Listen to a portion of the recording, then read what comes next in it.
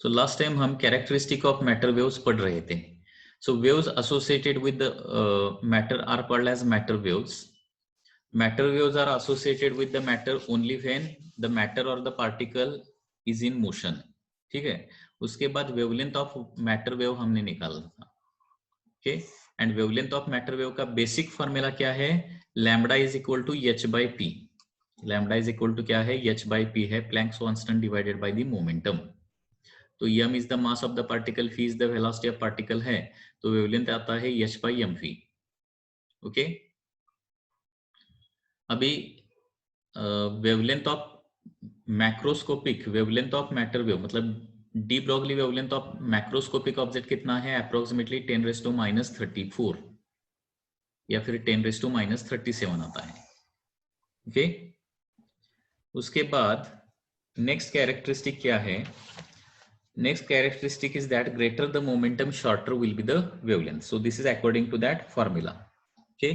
Next characteristic is that greater the momentum shorter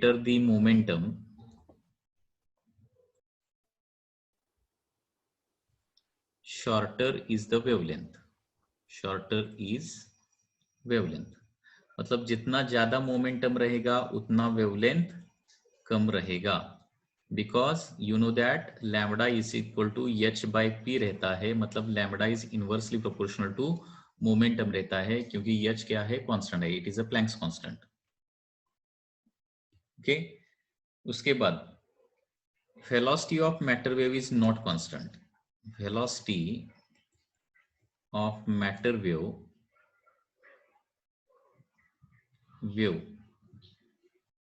is not constant. Matter wave को velocity होता है, wave मतलब उसका वेलोसिटी आएगा, तो मैटर वेव का वेलोसिटी जो है वो कांस्टेंट नहीं रहता है.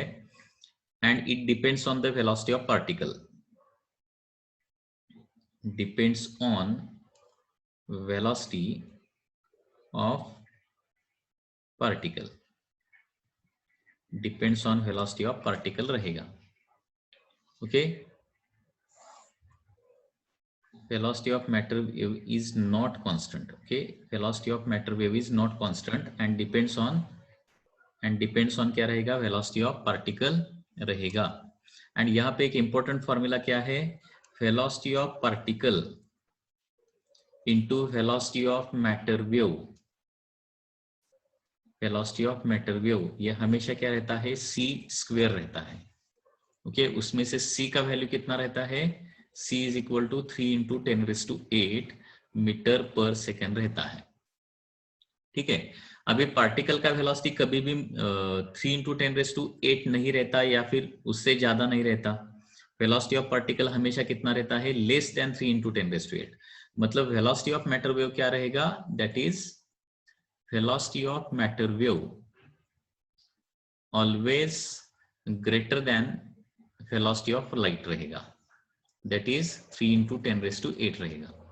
मतलब लाइट का वेलोसिटी 3 × 10⁸ रहता है एंड मैटर वेव का वेलोसिटी 3 × 10⁸ से ज्यादा ही रहता है. ओके. उसके बाद the wavelength of matter wave और velocity of matter wave is independent of charge. मतलब चार्ज पर डिपेंड नहीं रहता. मतलब पार्टिकल चार्ज रहने दो या फिर न्यूट्रल रहने दो. ओके. उसका वेवलेंथ या फिर वेलोसिटी उतना ही रहेगा. Okay. So wavelength of charge particle, wavelength of matter wave doesn't depend on charge of that matter or charge of that particle. It is independent of the charge. These are not electromagnetic. Okay. So electromagnetic ये नहीं है. So matter waves are not electromagnetic waves. Matter waves are not electromagnetic. Okay, these are completely different types of waves. उसके बाद यहाँ पे हमें wave मतलब क्या होता है? उसका वेवलेंथ रहता है, उसका वेलोसिटी रहता है एंड उसके बाद उसका क्या रहेगा, इंटेंसिटी भी रहेगा। तो मैटर वेव का इंटेंसिटी मतलब क्या रहता है? So intensity of matter wave at a particular point represent the probability of particle finding there. Okay, so यहाँ पे देखिए इंटेंसिटी ऑफ मैटर वेव क्या रिप्रेजेंट करता है? Intensity of matter wave is intensity of matter wave represent probability of particle finding at that position। मतलब जिस position पे particle होगा, क्योंकि स्पेस में पार्टिकल कहीं तो होगा, ठीक है, तो उसी पोजीशन पे क्या रहता है, मैटर वेव का इंटेंसिटी ज्यादा रहता है, and at all other places क्या रहेगा, इंटेंसिटी ऑफ मैटर वेव कम रहेगा। अभी इंटेंसिटी कैसे रिप्रेजेंट करते हैं? Intensity is represented by amplitude, क्योंकि आपको पता है intensity is directly proportional to क्या रहता है, एम्पलीट्यूड स्क्वायर रहता है। Intensity of any wave is directly proportional to amplitude square. इंटेंसिटी रिप्रेजेंट करना मतलब एम्पलीट्यूड रिप्रेजेंट करना। मतलब फॉर एग्जांपल सपोज ये वेव है, ओके, अभी इस वेव में ट्रफ टू ट्रफ डिस्टेंस या फिर क्रेस्ट टू क्रेस्ट डिस्टेंस, इसको क्या बोलते हैं हम, वेवलेंथ बोलते हैं। एंड हाइट और डेप्थ ऑफ जो क्रस्ट रहेगा, हाइट ऑफ द क्रेस्ट या फिर trough, depth of the trough, height of the crest और डेप्थ ऑफ द ट्रफ, इसको क्या बोलते हैं हम, एम्पलीट्यूड बोलते हैं। This is called as amplitude. तो इंटेंसिटी एम्पलीट्यूड पर डिपेंड रहता है, मतलब जहां पे एम्पलीट्यूड ज्यादा होगा वहां पे इंटेंसिटी ज्यादा होगा। और इंटेंसिटी कहां पे ज्यादा रहता है, जहां पे पार्टिकल होता है वहां पे इंटेंसिटी ज्यादा रहेगा। मतलब मैटर वेव का हमें डायग्राम निकालना है तो किस तरह से डायग्राम निकालना पड़ेगा, देखिए सपोज यहाँ पे एक पार्टिकल है, मतलब यहाँ पे सपोज आप है, तो आपका जो मैटर वेव रहेगा उसका इंटेंसिटी आप जहां पे रहते हैं वहां पे इंटेंसिटी ज्यादा रहेगा, मतलब एम्पलीट्यूड ज्यादा रहेगा। और बाकी के प्लेस को इंटेंसिटी क्या रहेगा, मतलब एम्पलीट्यूड क्या रहेगा, कम रहेगा। So in this way matter wave can be represented. फिर एक बार देखिए, अगर मैटर वेव इस तरह से है,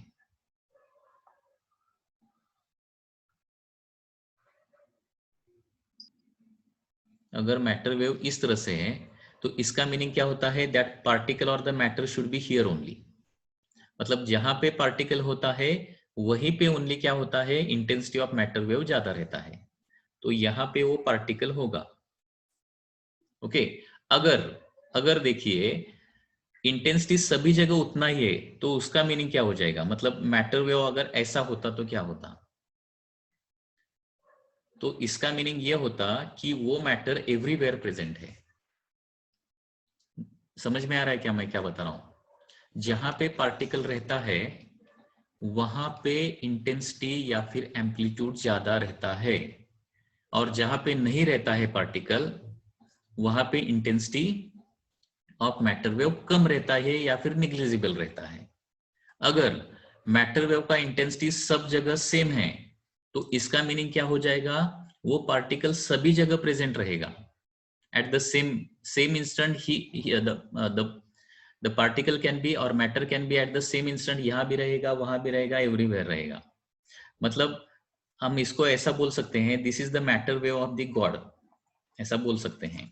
क्यों बोल सकते हैं, this can be the matter wave of God because God present everywhere. So God का अगर मैटर वेव होगा तो उसका इंटेंसिटी एवरीवेयर उतना ही होगा, so that means that God present everywhere.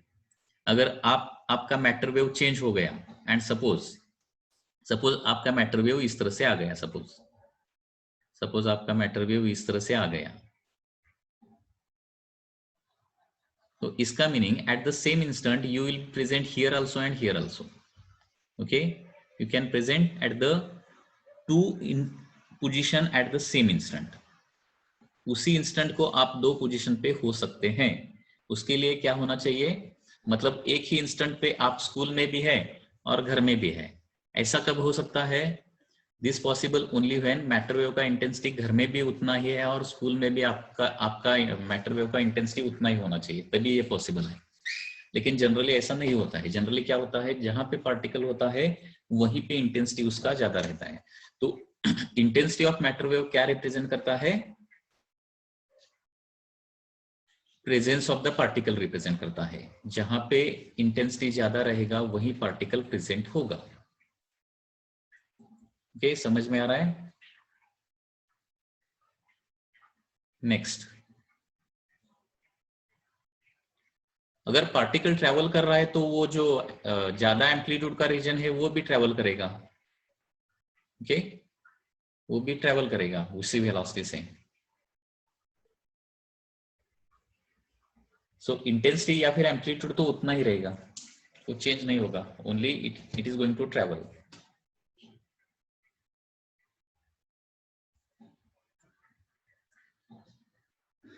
Impulse and de Broglie wavelength, de Broglie wavelength, इसमें relation क्या आ जाएगा? तो impulse and de Broglie wavelength will be inversely proportional to each other. Okay, so this can be one more characteristic. Number 8,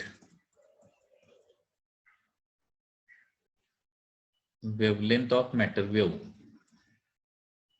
मतलब D Broglie wavelength.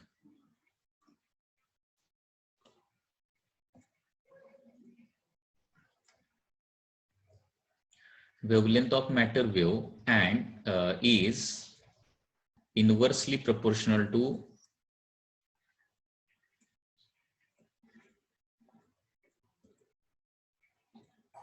impulse।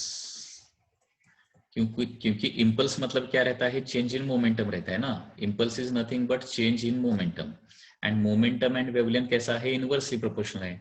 अगर wavelength and momentum inversely proportional है तो impulse and wavelength भी क्या रहेगा, inversely proportional ही रहेगा। Okay, उसके बाद बहुत ही इंपॉर्टेंट सेक्शन अभी हम पढ़ने जा रहे हैं। दीज आर द डिफरेंट फॉर्मूले for the D Broglie wavelength. Okay, अभी हम डिफरेंट फॉर्मूले देखने जा रहे हैं डी ब्रॉगली वेवलेंथ का। ओके, एंड ये सभी फॉर्मूले मतलब डी ब्रॉय मतलब मैटर वेव का सभी न्यूमेरिकल प्रॉब्लम सॉल्व करने के लिए ये सभी फॉर्मूले आपको पता ही होने चाहिए। ओके, फॉर्मूले क्या क्या आएंगे देखिए। अभी फर्स्ट फॉर्मूला आपको पता ही है, different expressions for D Broglie wavelength, different expressions for de Broglie wavelength या फिर wavelength of matter wave. Okay, you know the first formula, that is lambda is equal to h by p. So this is the basic formula. Okay, so therefore from this formula we can write lambda 1 by lambda 2 is equal to p2 divided by p1. lambda 1 by lambda 2 is equal to p2 by p1. Okay, इस पर मैं अभी एक question पूछ सकता हूं। इस पर क्वेश्चन कैसा आ जाएगा देखिए, question is like this. Okay, यहां पे देखिए एक बॉम्ब है, this is a bomb, and इसका एक्सप्लोजन हो जाता है, इट एक्सप्लोड्स, एंड इसका एक पार्ट 1 kg का होता है विच ट्रेवल्स लेफ्ट, एंड दूसरा पार्ट जो है वो 2 kg का, मतलब टोटल 3 kg का बॉम्ब है। और एक्सप्लोजन होने के बाद इसके दो पार्ट ही, ओनली दो पार्ट बन जाते हैं। एक पार्ट लेफ्ट को जाता है, दूसरा पार्ट राइट को जाता है। एक का मास 1 kg है, दूसरे का मास 2 kg है। They are travelling in exactly opposite direction. तो this is particle number 1, this is particle number 2। तो लैम्डा 1 बाय लैम्डा 2 का रेशियो यहाँ पे क्या आ जाएगा, क्या आप बता सकते हैं? Options are 1 and 2 kg masses है ना, तो 1:2 is the first answer, second 2:1, third 1:1, fourth none of this। Question क्या है देखिए, bomb is initially at the rest, पहले बॉम्ब रेस्ट पर है, वो एक्सप्लोड हो जाता है इनटू 2 पीसेस। ओके, जो पार्ट लेफ्ट को जाता है उस पीस का मास है 1 kg, और जो पार्ट राइट को जाता है उस पीस का मास है 2 kg। ओके, तो उनका मोशन में है तो उनको डी ब्रॉगली वेव रहेगा। ओके, डी ब्रॉगली वेवलेंथ कुछ तो रहेगा उनका, तो डी ब्रॉगली वेवलेंथ का रेशियो क्या रहेगा यहाँ पे? तो यहाँ पे आंसर आ जाएगा λ1/λ2 is equal to 1:1. 1:1 will be the answer. क्योंकि according to law of conservation of linear momentum initial momentum 0 है, तो फाइनल मोमेंटम भी 0 होना चाहिए. फाइनल मोमेंटम 0 होना चाहिए मतलब फर्स्ट पार्टिकल का लेफ्ट टुवर्ड्स लेफ्ट जितना मोमेंटम रहेगा उतना ही सेकंड पार्टिकल का टुवर्ड्स राइट रहना ही चाहिए, तभी टोटल मोमेंटम 0 आ सकता है. ठीक है, तो दोनों का मोमेंटम उतना ही रहेगा. मतलब हमने इधर वेलोसिटी नहीं लिखा है, वेलोसिटी नहीं लिखा है मतलब इसका वेलोसिटी अगर फी है तो इसका वेलोसिटी 2 फी होना ही चाहिए, क्योंकि उसी तरह से मोमेंटम दोनों का क्या हो सकता है, सेम हो सकता है. ये ध्यान में रखना है हमेशा कि जब एक बॉम्ब एक्सप्लोड होता है तो क्या होता है, जो दो पार्टिकल बनेंगे दोनों पार्टिकल का मोमेंटम उतना ही, मास डिफरेंट रहने दो, वेलोसिटी डिफरेंट रहने दो, उनका मोमेंटम उतना ही रहता है. एंड डी ब्रॉगली वेवलेंथ किस पर डिपेंड रहता है, मोमेंटम. अगर दो पार्टिकल का मोमेंटम सेम है तो डी ब्रॉगली वेवलेंथ भी सेम ही रहेगा. तो समझ में आया क्या? देखिए इसमें कुछ डाउट है क्या, बोलिए. If a bomb explode into 2 pieces, then what is the ratio of momentum? 1:1. And what is the ratio of de Broglie wavelength? It is also 1:1. This is due to law of conservation of linear momentum. Okay, conservation of linear momentum की वजह से ये होता है. Okay, क्योंकि explosion में momentum हमेशा conserve होता है. उसके बाद second formula lambda is equal to h/mv आएगा. सेकेंड फॉर्मूला क्या आ जाएगा, lambda is equal to h/mv. ओके, तो यहाँ पे क्या करेंगे, λ1/λ2 आ जाएगा, that is m2/m1 into v2/v1. Okay, m2/m1 into v2/v1 and so on. अगर मैंने यहाँ पे क्वेश्चन ऐसे पूछा, suppose proton and alpha particle are moving with same momentum, तो उनका डी ब्रॉगली वेवलेंथ का रेशियो क्या आ जाएगा बताओ. पहले मोमेंटम सेम है, प्रोटॉन एंड अल्फा पार्टिकल उनका मासेस डिफरेंट रहता है ना. प्रोटॉन का अगर 1 है तो अल्फा पार्टिकल का 4 टाइम्स रहता है मास. ठीक है, if they are moving with same momentum, ऐसा क्वेश्चन में आ गया, proton and alpha particle, then wavelength. Okay, यहाँ पे इफ सेम मोमेंटम है, सेम मोमेंटम दोनों का है, तो wavelength of proton to wavelength of alpha particle इसका रेशियो 1:1 आ जाएगा. क्योंकि अगर मोमेंटम का इंफॉर्मेशन है तो वेवलेंथ कैसे निकालते हैं, h/p. मोमेंटम अगर सेम है तो वेवलेंथ भी सेम ही रहेगा. ठीक है, अभी once again proton and alpha particle have same velocity, ऐसा बताया, सेम वेलोसिटी, दोनों का वेलोसिटी सेम है. Okay, proton and alpha particle का वेलोसिटी सेम है, तो उनका डी ब्रॉगली वेवलेंथ का रेशियो क्या आ जाएगा, डी ब्रॉगली वेवलेंथ का रेशियो क्या आ जाएगा. तो यहाँ पे lambda of the proton divided by lambda of the alpha particle क्या करेंगे, mass of the alpha particle divided by mass of the proton लिखेंगे, क्योंकि वेलोसिटी सेम है मतलब वेलोसिटी v2/v1 1 आ जाएगा. And mass of the alpha particle कितना रहता है, अगर प्रोटॉन का 1 AMU है तो अल्फा पार्टिकल का 4 AMU रहता है, ये आपको पता होना चाहिए. सो आंसर आ जाएगा 4:1. Okay, 4:1 will be the answer. Inversely है ना, lambda and mass are inversely. Lambda p by lambda alpha will be equal to mass alpha by mass proton. So answer आ जाएगा 4:1. समझ में आया क्या? देखिए, मतलब यहाँ पे अगर दो पार्टिकल सेम वेलोसिटी से ट्रेवल कर रहे हैं तो डी ब्रॉगली वेवलेंथ का रेशियो इस तरह से आ जाएगा. या फिर सपोज ऐसा दिया, proton, deuteron, triton and alpha particle,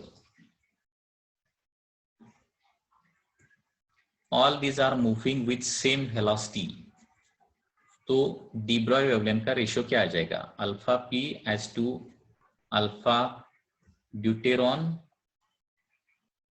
okay, as to lambda proton as to lambda deuteron as to lambda triton as to lambda alpha particle, इसका रेशियो क्या आ जाएगा, क्या आप बता सकते हैं? They are moving with same velocity ऐसा दिया है, are moving with same velocity, they are moving with same momentum आता, ऐसा क्वेश्चन होता तो 1s2 1s2 1s2 1 आता था, ठीक है। अभी if they are moving with same velocity ऐसा बोला, सेम वेलोसिटी बोला है तो क्या करना पड़ेगा, lambda is inversely proportional to m लेना पड़ेगा। तो यहाँ पे क्या करना पड़ेगा, 1 by mass of proton as to 1 by mass of deuteron as to 1 by mass of the triton as to 1 by mass of the alpha particle। तो यहाँ पे आ जाएगा, अभी ये वैल्यू रखना पड़ेगा। प्रोटॉन का मास सपोज 1 एज्यूम करता हूं, तो ड्यूटेरॉन का मास कितना रहता है, 2 रहता है, ट्रिटॉन का मास रहता है 3 एंड अल्फा पार्टिकल का मास रहता है 4। ये आपको पता होना चाहिए, क्योंकि प्रोटॉन मतलब सिंगल प्रोटॉन, ड्यूटेरॉन मतलब एक प्रोटॉन एक न्यूट्रॉन रहता है, ट्रिटॉन मतलब एक प्रोटॉन एंड 2 न्यूट्रॉन रहते हैं, एंड अल्फा पार्टिकल मतलब 2 प्रोटॉन 2 न्यूट्रॉन रहते हैं। ये आपको पता होना चाहिए ठीक से। तो यहाँ पे डिनोमीटर सभी का मुझे निकालना पड़ेगा। तो डिनोमीटर निकालने के लिए यहाँ पे कितने नंबर से, 12 से मुझे मल्टीप्लाई करना पड़ेगा, there is no other choice. So 12 से सभी को मल्टीप्लाई करने के बाद 12 as to 6 as to 4 as to 3, this will be your correct answer। 12 as to 6 as to 4 as to 3 will be the answer। okay, so इस तरह से calculation आ जाएगा। Wavelength of proton as to wavelength of deuteron as to wavelength of triton as to wavelength of alpha particle, इसका ratio 12 as to 6 as to 4 as to 3 आ जाएगा। समझ में आया क्या? देखिए, मतलब directly 1 as to 2 as to 3 as to 4 मत कीजिए, ठीक है।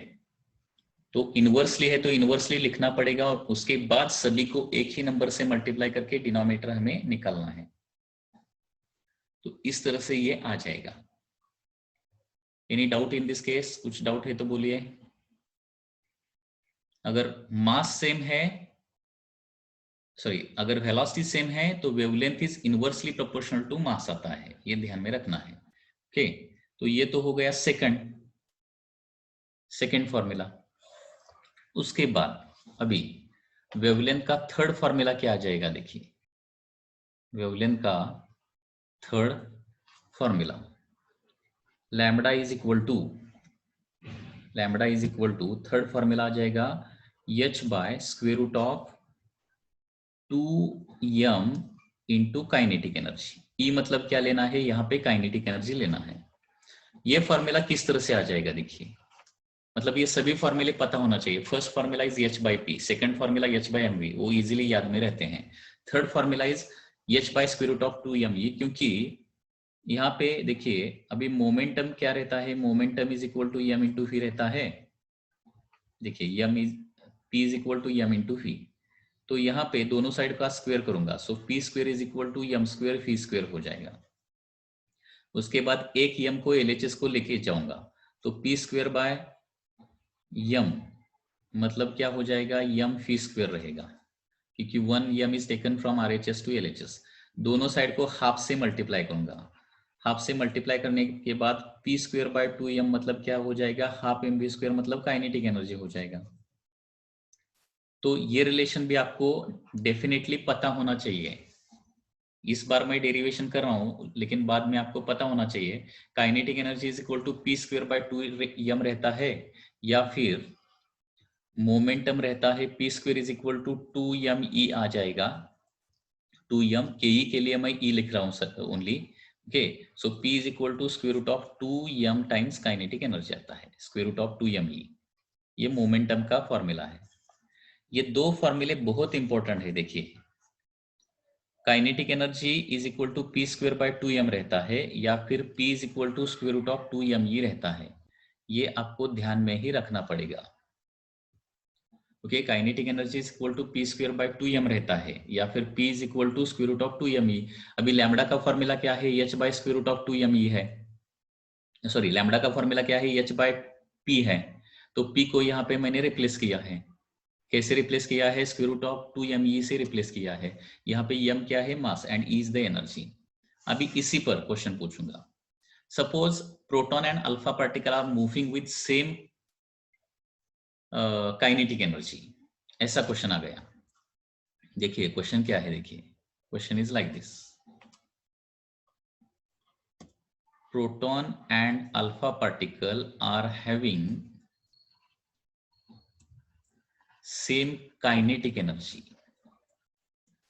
तो उनके डी ब्रॉय वेवलेंथ का रेशियो क्या आ जाएगा? मतलब lambda P by lambda alpha, अभी क्वेश्चन मार्क। अभी उनका काइनेटिक एनर्जी सेम है, तो 2 and E will be constant, तो काइनेटिक एनर्जी सेम है। अभी लैम्बडा का फॉर्मूला क्या है? देखिए h by square root of 2me है, ठीक है। तो यहाँ पे h is a constant, 2 is a constant, और काइनेटिक एनर्जी भी दोनों का सेम है। तो यहाँ पे काइनेटिक एनर्जी अगर सेम है तो lambda is inversely proportional to root m आता है। देखिए अगर काइनेटिक एनर्जी सेम है तो लैम्बडा इज इक्वल टू क्या आता है? Inversely proportional to root m। तो lambda p divided by lambda alpha is equal to क्या आ जाएगा? 1 divided by sorry square root में क्या आ जाएगा? स्क्वायर रूट में mass of the alpha particle divided by mass of the proton आ जाएगा। That is square root of mass of alpha particle 4, mass of the proton will be 1, therefore answer will be 2 by 1 or 2:1 will be the answer। मतलब इस तरह से कोई भी question आ सकता है। देखिए मतलब उनका मोमेंटम सेम है, वेलोसिटी सेम है, काइनेटिक एनर्जी सेम है, तो आपको ये किस तरह से कैलकुलेट करना है ये आपको पता होना चाहिए। अगर मोमेंटम सेम है ऐसा क्वेश्चन में आ गया तो मोमेंटम का फॉर्मूला ध्यान में आना चाहिए। वेलोसिटी सेम है आपको क्वेश्चन में आ गया तो H is equal to P by mv, ये ध्यान में आना चाहिए। काइनेटिक एनर्जी सेम है तो आपको इंस्टेंटली फॉर्मूला याद आना चाहिए, lambda is equal to H by square root of 2me रहता है। In the form of kinetic energy formula ध्यान में आना चाहिए, ठीक है। सो वंस अगेन यहाँ पे देखिए, once again suppose proton, deuteron, उसके बाद ट्रिटॉन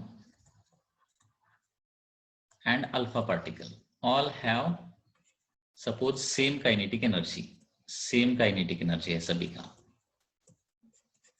तो उनका डी ब्रॉय वेवलेंथ का रेशियो मतलब lambda P as to lambda deuteron as to lambda triton as to lambda alpha particle, इसका रेशियो अभी क्या आ जाएगा? अगर सेम काइनेटिक एनर्जी दिया है तो लास्ट टाइम हमने सेम वेलोसिटी है तो क्या होगा ये निकाला था, सेम काइनेटिक एनर्जी है तो क्या हो जाएगा। तो यहाँ पे इज इक्वल टू क्या लिखना पड़ेगा? 1 बाय, क्योंकि inversely proportional to root m आ जाएगा ना, so 1 by root of mass of proton as to 1 by root of mass of deuteron as to 1 by root of mass of triton, okay, divided by mass of 1 by मतलब 1 divided by root of mass of alpha particle. यहाँ पे value रखूंगा, so 1 divided by root 1 as to 1 divided by root 2 as to 1 by root 3 as to 1 by root 4। अभी मुझे denominator cancel out करना है तो यहाँ पे किस नंबर से मल्टीप्लाई करना पड़ेगा? यहाँ पे मुझे, तो यहाँ पे वंस अगेन लिखता हूँ lambda P as to lambda deuteron as to lambda triton as to lambda alpha particle is equal to क्या आता है? 1 बाय 1, उसके बाद 1 बाय रूट 2, उसके बाद 1 बाय रूट 3, उसके बाद 1 बाय 2 आ जाएगा। तो यहाँ पे डिनोमिनेटर कैंसल आउट करने के लिए मुझे किस नंबर से मल्टीप्लाई करना पड़ेगा सभी टर्म को? रूट 12 से मल्टीप्लाई करना पड़ेगा ना, रूट 12 से ही मल्टीप्लाई करना पड़ेगा। So root 12 as to root 6 as to root 4 as to root कितना जाएगा? ये रूट 12 से रूट 6 चलेगा ना, √6 नहीं चलेगा, √12 से ही मल्टीप्लाई करना पड़ेगा। √12, सो √12 बाय √2 मतलब √6, √12 बाय √3 मतलब √4 एंड √12 डिवाइडेड बाय √2, सो √3 आ जाएगा ये। √12 डिवाइडेड बाय 2 मतलब √12 बाय 4 आ जाएगा, दैट इज 12 बाय 4 मतलब 3। सो इस तरह से आ जाएगा, मतलब √12, या फिर इसको इस तरह से लिख सकते हैं, √12 मतलब 4 into 3, that is 2√3 as to √6 as to 2 as to √3. That will be your answer.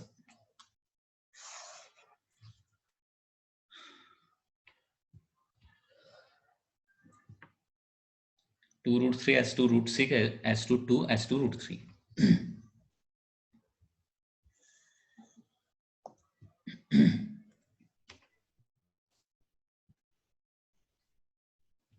Okay, समझ में आ रहा है? नेक्स्ट, ये हो गया इन द फॉर्म ऑफ एनर्जी। उसके बाद अभी इन the form of accelerating PD भी एक फॉर्मूला आ जाएगा अभी, नेक्स्ट फॉर्मूला। मतलब डी ब्रॉय वेवलेंथ के बहुत सारे फॉर्मूले आते हैं, ये सभी फॉर्मूले आपको ध्यान में रखने पड़ेंगे। सो this is fourth one formula. Fourth one formula क्या आ जाएगा, देखिए अभी लैम्बडा का फॉर्मूला हमने अभी देखा 1/√2m इंटू काइनेटिक एनर्जी रहता है। एंड आपको पता है kinetic energy is equal to charge into PD रहता है। यहाँ पे Q क्या है, चार्ज है, फी क्या है, पोटेंशियल डिफरेंस है।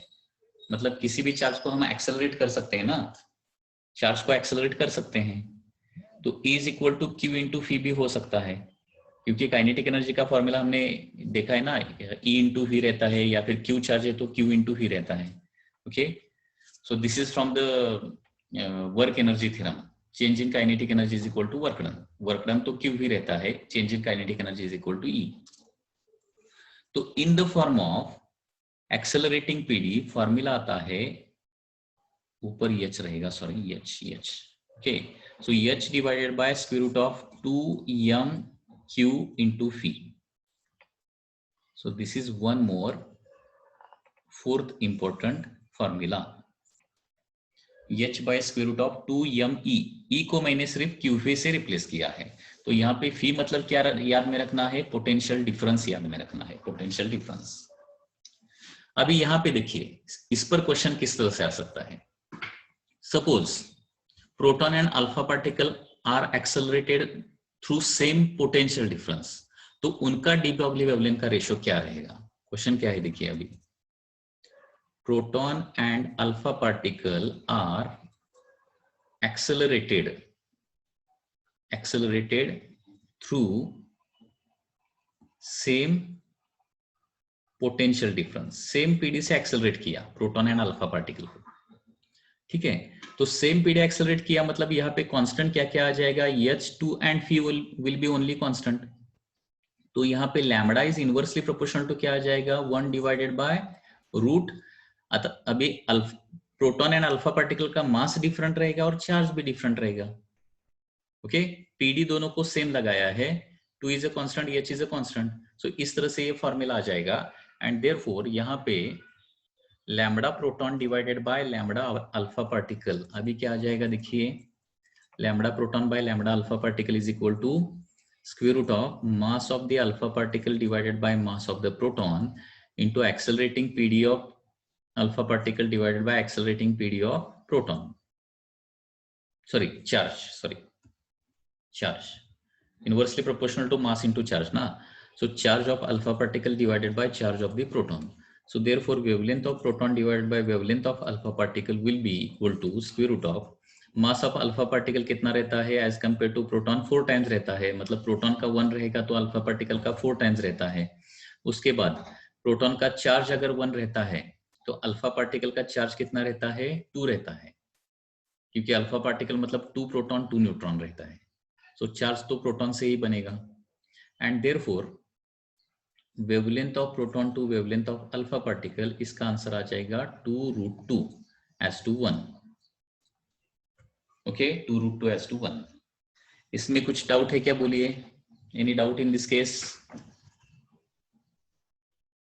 मतलब यहाँ पे हमने सभी क्वेश्चन देखिए, when they are moving with same momentum, when they are moving with same velocity क्या होता है, when they are moving with same kinetic energy क्या आता है, and when they are accelerated through same PD, same potential difference से जब हम accelerate करते हैं तो डी ब्रॉगली वेवलेंथ का रेशियो क्या आता है, डी ब्रॉय वेवलेंथ का रेशियो, वो भी हमने यहाँ पे देखा है।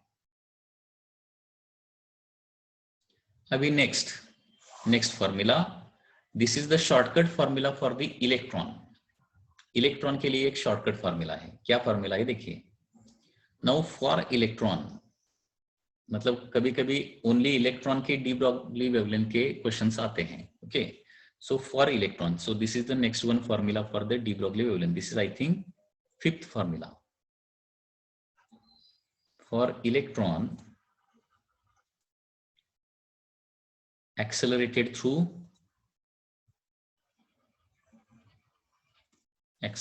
through potential difference phi। Suppose एक इलेक्ट्रॉन को फी पोटेंशियल डिफरेंस से हमने एक्सेलरेट किया, तो उसका डी ब्रॉगली वेवलेंथ कितना आ जाएगा, h by square root of 2m/q फी। ये फॉर्मूला हमें पता है। डी ब्रॉगली वेवलेंथ, कोई भी चार्ज पार्टिकल है सपोज, एंड उसको मैंने फी पीडी से एक्सेलरेट किया, तो डी ब्रॉगली वेवलेंथ का ये फॉर्मूला है, आपको पता है, ओके।